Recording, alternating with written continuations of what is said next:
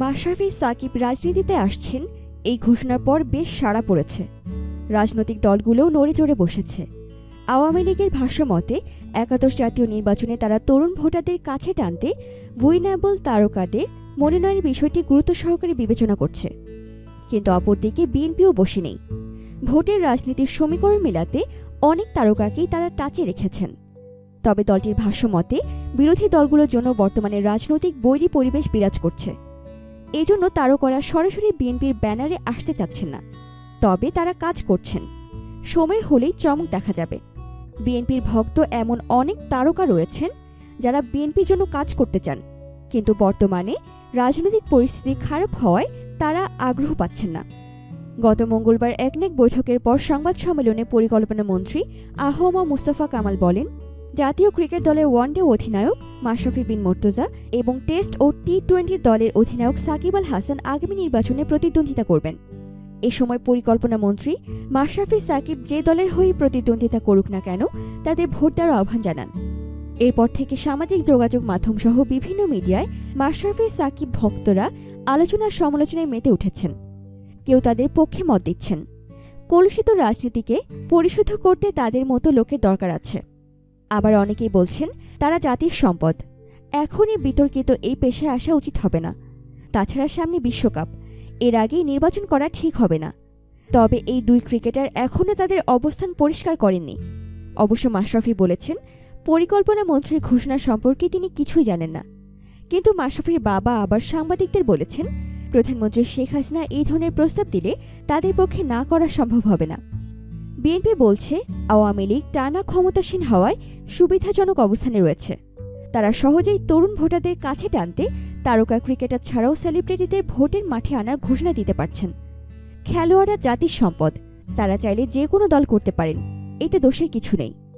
BNP নেতারা বলছেন, শুধু ক্রিকেটার নন, অনেক নামি দামি ফুটবলার ছাড়াও শোবিজের তারকা তাদের সঙ্গে যোগাযোগ করছেন।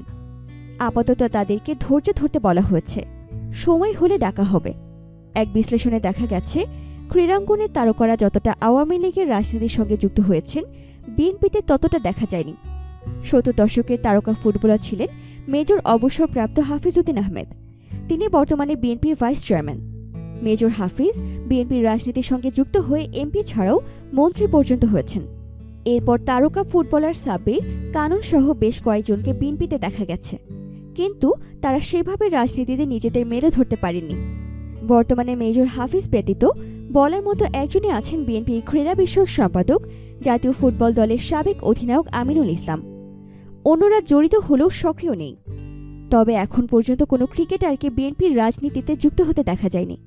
অবশ্য বিএনপিতে সেলিব্রিটি অনেককেই দেখা গেছে। জনপ্রিয় কণ্ঠশিল্পী বেবি নাজনীন, মনির খান ও আসিফ আকবর এখনও সক্রিয় রয়েছেন। বিএনপিতে তারকা ক্রীড়াবিদের আনাগোনা কম, এমন প্রশ্নের জবাবে দলটির ক্রীড়া বিষয়ক সম্পাদক আমিনুল ইসলাম বলেন, খেলাধুলা করছেন এমন কেউ রাজনীতিতে আসুক, তা আমাদের নেত্রী খালেদা জিয়া যেমন চান না, ভারপ্রাপ্ত চেয়ারপারসন তারেক রহমানও সমর্থন করেন না। তারা চান খেলাধুলা শেষ করে চাইলে যে কেউই রাজনীতিতে আসতে পারেন। তাদের জন্য বিএনপির দরজা সবসময় উন্মুক্ত। কিন্তু খেলাধুলা চলাকালীন সময়ে নিজের ক্যারিয়ার বাদ দিয়ে রাজনীতিতে আসা আমাদের নেত্রী পছন্দ করেন না। মাশরাফি সাকিব প্রসঙ্গে তিনি বলেন, ওরা তো এখনও মাঠে দারুণ খেলছে, সামনে বিশ্বকাপ।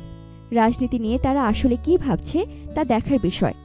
কোনো দল চাইলে তাদের কাজে লাগাতে পারে, কিন্তু তাদের তো আগে নিজের ক্যারিয়ার নিয়ে ভাবতে হবে।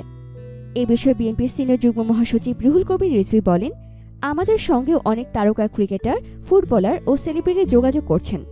আমরা তাদের ধৈর্য ধরতে বলেছি, কারণ আমাদের জন্য এখন রাজনীতির বৈরী পরিবেশ চলছে। তারা চাইলেও রাজনীতিতে মনোযোগী হতে পারবেন না। তবে তারা একেবারে বসে নেই, বিএনপির নেপথ্যের শক্তি হিসেবে তারা কাজ করছেন।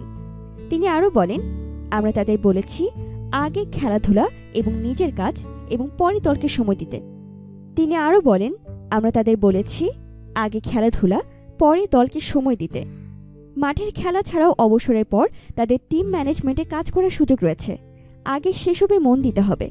সময় হলেই এই বিষয়ে চমক দেখানো হবে বিএনপির পক্ষ থেকে। এতক্ষণ আমাদের সাথে থাকার জন্য ধন্যবাদ। ভিডিওটি ভালো লাগলে লাইক করুন এবং দেশ বিদেশের নানা খবরে আপডেট পেতে ফ্রিকি নিউজ চ্যানেলটি সাবস্ক্রাইব করে আমাদের সঙ্গেই থাকুন।